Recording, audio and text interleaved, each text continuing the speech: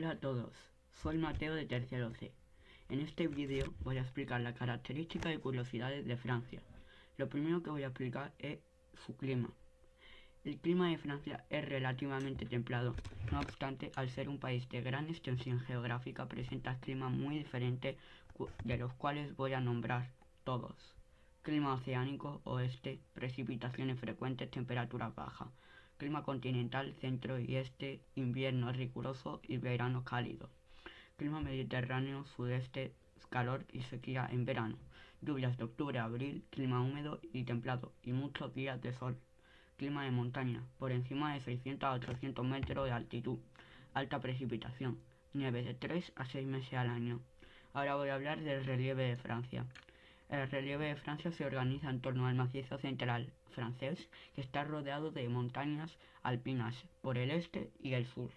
Las llanuras del oeste y otros macizos al norte. Fundamentalmente podemos dividir el territorio en dos grandes unidades: las cuencas sedimentarias de París y Aquitania y las cordilleras alpinas de los Alpes y los Pirineos.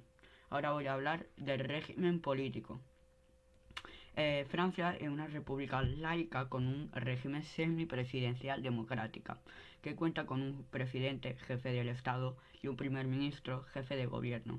El presidente es elegido por votación de los ciudadanos de Francia, mientras que el primer ministro es el encargado de nombrar a los ministros.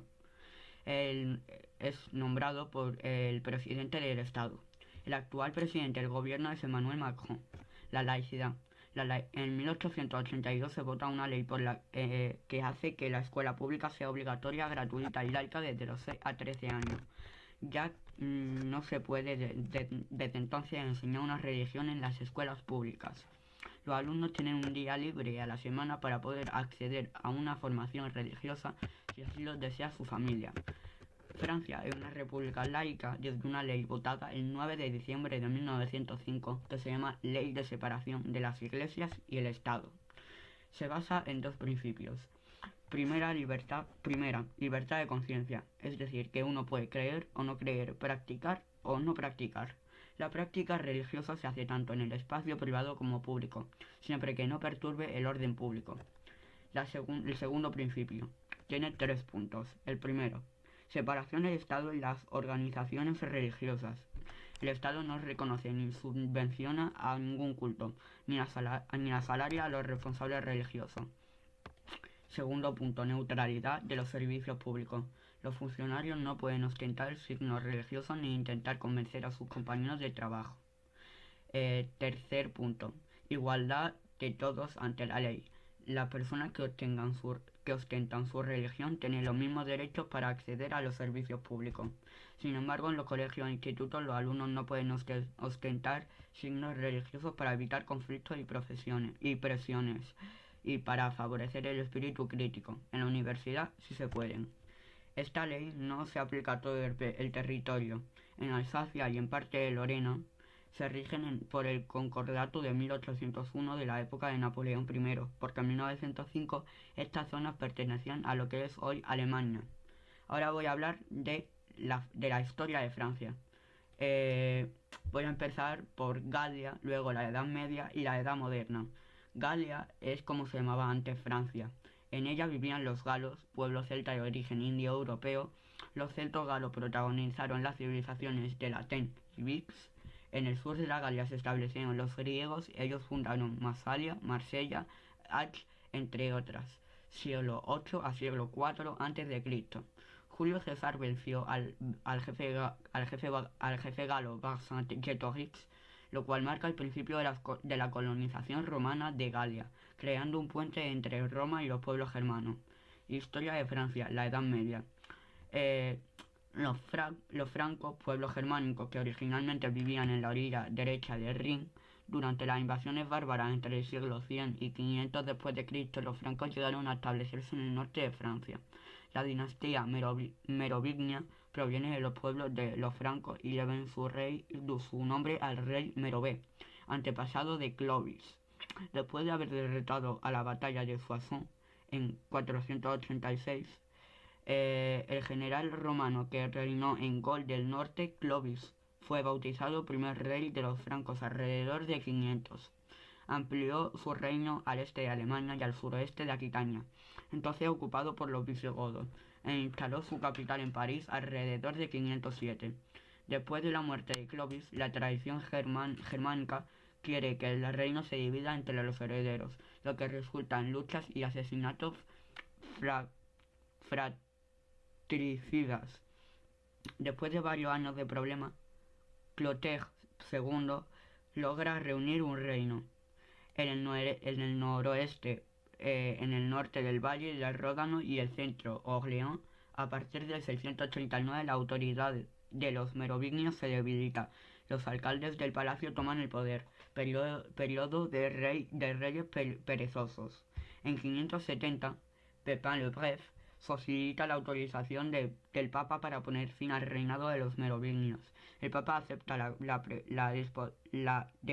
deposición de Childeric III con el argumento: el que verdaderamente ejerce el poder lleva el título de rey, lo cual encierra a Childeric en un monasterio y su hijo Thierry enviados a una abadía. Pepin le Bref fue coronado en 754 en la abadía de Saint-Denis y nació la dinastía carolingia. Charles Martel, alcalde de palacio con los merovingios de Austrasia, murió en 741. Su hijo Pepin le Bref se convirtió en el rey de los francos en 751. Fue fundador de la dinastía carolingia. Carlomagno, hijo de Pepin le Bref, es el soberano carolingio que más marcará su tiempo. La ampliación del reino, la fundación del imperio, la unificación de una gran parte de Europa. Carlomagno corta su imperio, crea ducados y confía las fronteras a hombres de confianza que se convertirán en marqués. Después de las invasiones de los vikingos suben por los ríos. Las autoridades locales ejercen la defensa del país. Condes, propietarios ricos, porque el rey no tiene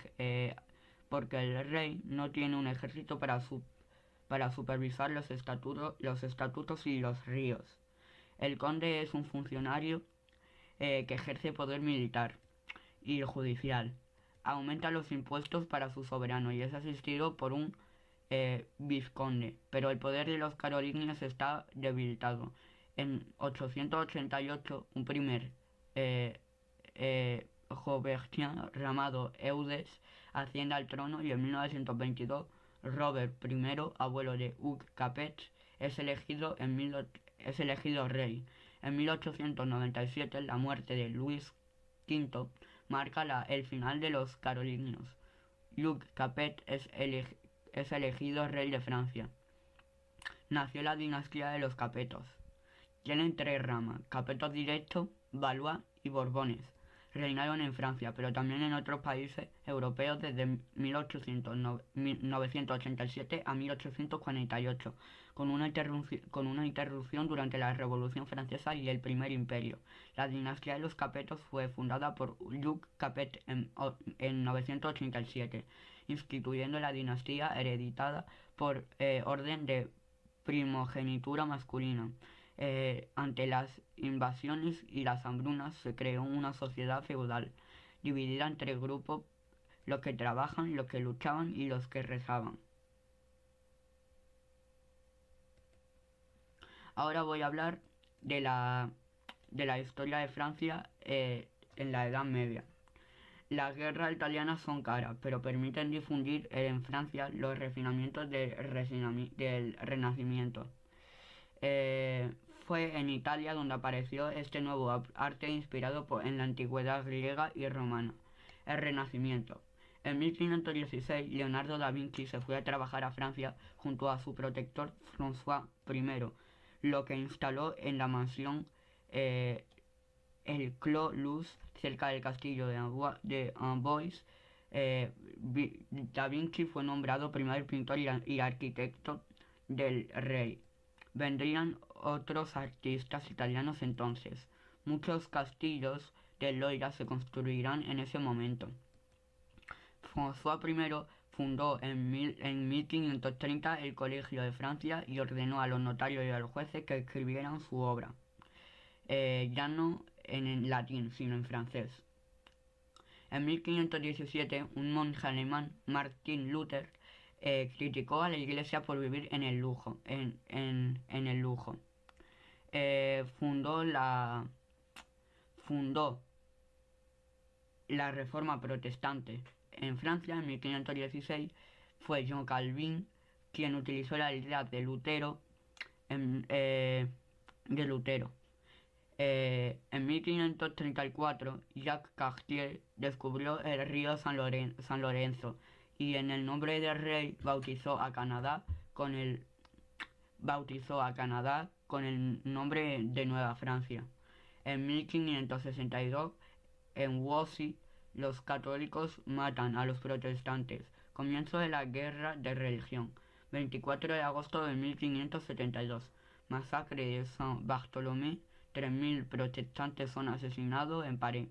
Las ciudades provinciales también organizan su propio masacre. En 1589, Enrique III murió asesinado por un fanático monje Jacques Clément. Al no tener heredero, Enrique III, la corona pasa a su primo, Enrique IV, rama de los Borpetos de los Capetos.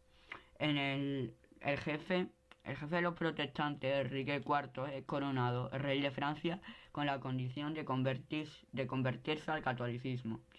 Los Borbones reinaron desde 1589 hasta 1792 y desde 1814 a 1830, y los Borbones Orleanos desde 1830 hasta 1848. Henri IV cancela su matrimonio con Marguerite Louvois, hija de Catherine Médicis, para casarse con Marie de Médicis. Se la arregló para cambiar las finanzas reales con la ayuda de su amigo y ministro el duque de Sully. Enrique IV fue apuñalado en 1610 en la rue Ferronnière en París por Ravaillac. Durante el asesinato de su hijo mayor, Louis XIII tenía 9 años. La regencia fue confiada a su madre, Marie de Médicis. Los asuntos estatales estaban encabezados por una pareja italiana. En 1614, Luis XIII era mayor de edad, pero la situación de Francia era crítica. Concini hizo que asesinara y exiliara a Marie de Médicis a Valois. El cardenal Richelieu, quien se hizo cargo de la política interna y externa del reino, a la muerte de Luis XIII, su hijo Luis XIV tenía 5 años. La regencia fue confiada por la reina madre Anne de Austria, que gobernó con el cardenal Mazarin. La Fronda estalló en 1648, revuelta de los grandes señores y magistrados que desafiaron a la autoridad de Mazarin y a la reina. Mazarin murió en 1661. Luis XIV gobernó solo. Colbert fue nombrado jefe de finanzas. Estableció una economía en busca de ganancias a través de las exportaciones. En 1682, la Cour se mudó a Le Versailles, revocación del edicto de Nantes. En 1685, el rey quería una sola religión para Francia. 200.000 protestantes emigran a Holanda. El rey del sol muere y su bisnieto Luis XV tiene solo 5 años. Fue su tío abuelo el duque Philippe d'Orléans, sobrino de Luis XIV, hijo de Philippe de Francia. Dice, Monsieur, título atribuido al hermano menor del rey, quien fue regente y gobernó el reino hasta 1723. Luis XV se casó con la hija del rey de Polonia en 1725, Marie Leszczyniawska, y confió su gobierno al cardenal Fleury. En el siglo XVIII, Francia experimentó una influencia excepcional. Sus escritores difundieron las luces, ideas y nuevos conocimientos basados en la razón la experiencia y la observación. Los escritores franceses impugnan la monarquía absoluta. También Voltaire y Montesquieu ensalzan los méritos del régimen constitucional de los ingleses. El comercio marítimo se está desarrollando. Los puertos de Nantes y Burdeos están haciendo una fortuna. Se establece un comercio triangular. Se vende esclavos africanos en Antillas, a cambio de productos codiciados. En 1763, el Tratado de París puso fin a la guerra de 7 años contra Prusia e Inglaterra. Francia pierde sus posesiones en Canadá, en Luisiana y en India. Córcega se compra de Italia. Luis XV murió en 1774. Su nieto, Luis XVI, ascendió al trono hace 20 años, mientras la gente carece todo lo que la joven reina María Antonieta gasta sin contar. A pesar de las dificultades financieras, Francia brinda asistencia a los colonos estadounidenses que luchan por su independencia contra Inglaterra. En 1788 Francia estaba al borde de la quiebra. Luis XVI convocó a los Estados Generales una asamblea seccional que formó la nación, la nobleza, el clero y el tercer estado. Ahora voy a explicar qué significan los colores de la bandera. La bandera tricolor es la unión de los colores de la realeza, que es el blanco, y de la ciudad de París, rojo y azul, durante la Revolución Francesa. Azul igual libertad, blanco igual igualdad, rojo igual fraternidad. Ahora voy a decir unas cuantas ciudades importantes y bonitas que hay en Francia. París, Marsella, Nantes, Saint-Étienne, Lyon, Burdeos, Toulouse, Montpellier, Niza, Lille. Ahora voy a hablar de la economía de Francia. Francia, cuya economía tradicional se basaba en la agricultura, experimentó un fuerte desarrollo a partir de la Segunda Guerra Mundial. Durante el periodo de la posguerra, el gobierno llevó a cabo una serie de planes de gran alcance con el fin de recuperar e incrementar la dirección gubernamental de la economía. En los denominados planes Monet se establecía el principio de la nacionalización de ciertas industrias, y en especial los sistemas de transporte ferroviario y aéreo. Lo más importante, bancos y minas de carbón. El Estado además se convirtió en el principal accionista de las industrias automovilísticas, electrónicas y aeronáuticas, así como el promotor de la explotación de las reservas de crudo y gas. En parte, como resultado de esos planes y programas, el Producto Nacional Francés aumentó casi un 50% entre el año 1949 y 1954, el 46% entre 1956 y 1964, durante la década de 1970 en un porcentaje anual de un 3,8%. Ahora voy a hablar de la cultura. La cultura de Francia está relacionada con el desarrollo cultural del medio occidental, en particular de las áreas de arte y letra. París ha sido considerada mucho tiempo como el origen de la cultura francesa. Durante la Edad Media, Francia fue un destacado foco cultural en Europa. Después de la riqueza francesa, en el siglo XVI, XVII y XVIII, subvencionó el arte a una escala comparable con la del papado, lo que atrajo a París la mayoría de los talentos artísticos de Europa. El aumento de la riqueza también permitió el crecimiento de una clase acomodada que tenía el tiempo y medios para practicar elegancia en el vestir, en el comportamiento social, en la arquitectura, en el diseño, desarrollados unos estilos y unas formas sociales que todavía perduran en la cultura occidental. En el siglo XX, el cine francés asumió una posición importante en el mundo, particularmente en la década de 1960, con el grupo de directores cinematográficos de la Nouvelle Vague. Ahora voy a hablar del turismo. El desarrollo del turismo en Francia se remonta a la segunda mitad del siglo XIX, con el impulso del ferrocarril, que abolió al mismo tiempo las distancias y las incomodidades del viaje. Ahora es un objeto en sí mismo de la Costa Azul el principal destino. Efectivamente, este representa el punto de partida del desarrollo y la actividad turística en Francia.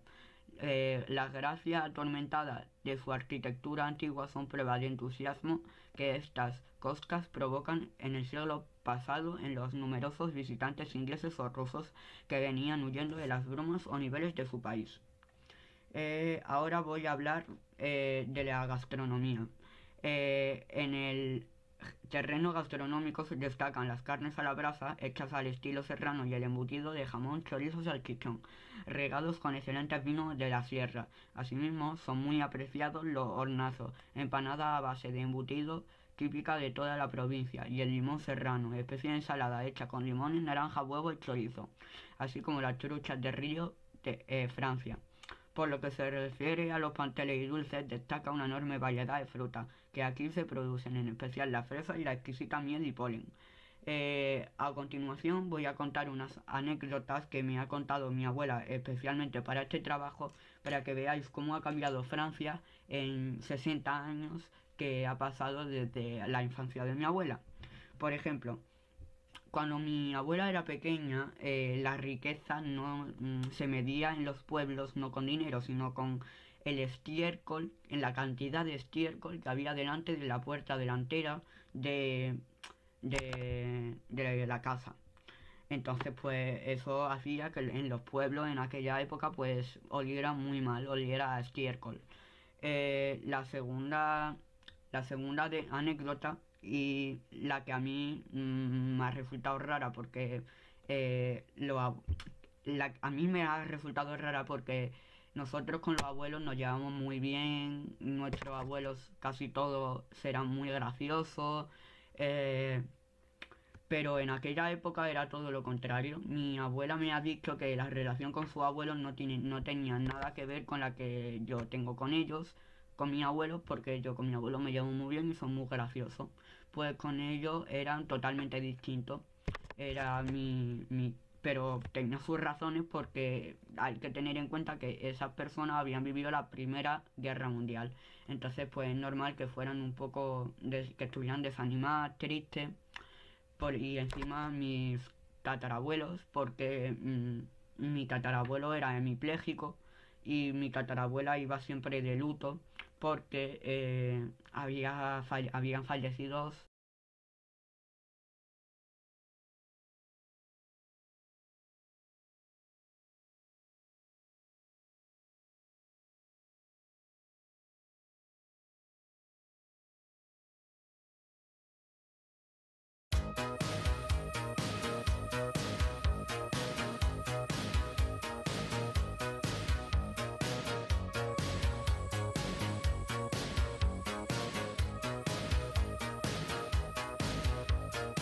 Au-dessus des vieux volcans, glisse tes ailes sous le tapis du vent.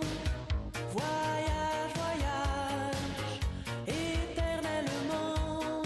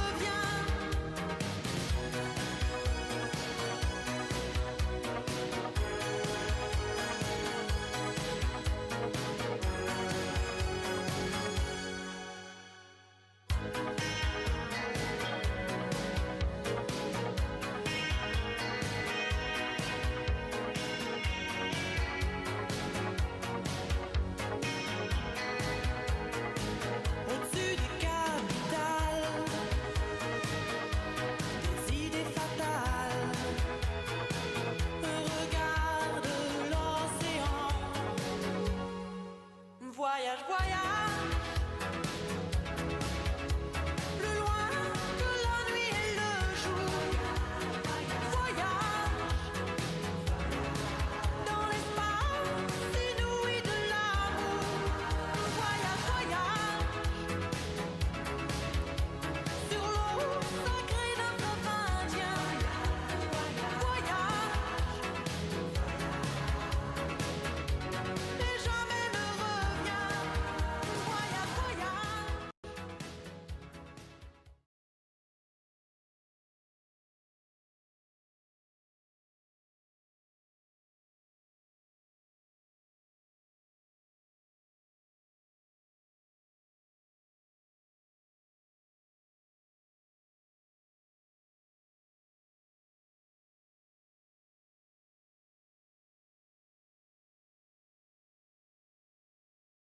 sus hermanos en la Primera Guerra Mundial. Entonces, pues obviamente pues no eran iguales que mi abuelo.